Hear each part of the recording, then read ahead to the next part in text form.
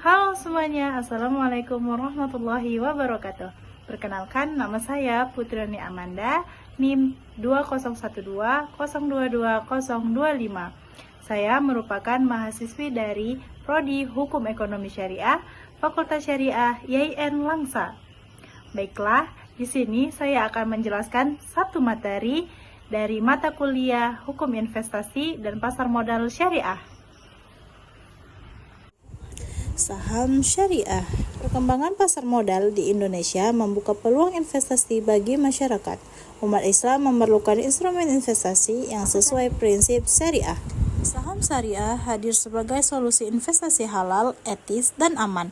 Diperlakukan pemahaman mengenai konsep, dasar hukum, dan manfaat saham syariah agar masyarakat tidak ragu berinvestasi sesuai nilai-nilai Islam.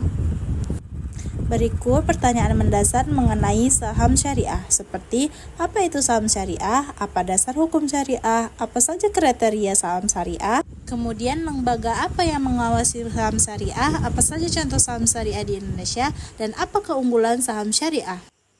Apa sih itu saham syariah? Saham syariah ialah jenis efek yang berbentuk saham yang tidak bertentangan dengan syariat Islam dan termasuk ke dalam daftar efek syariah atau DES yang ditetapkan oleh OJK. Adapun dasar hukum saham syariah diantaranya Fatwa DSN MUI nomor 40 DSN MUI X 2003 tentang pasar modal dan pedoman umum penetapan prinsip syariah pasar modal.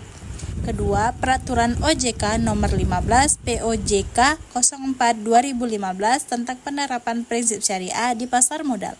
Yang ketiga, Peraturan OJK Nomor 35 POJK 04 2017 tentang kriteria dan penerbitan daftar efek syariah atau DES.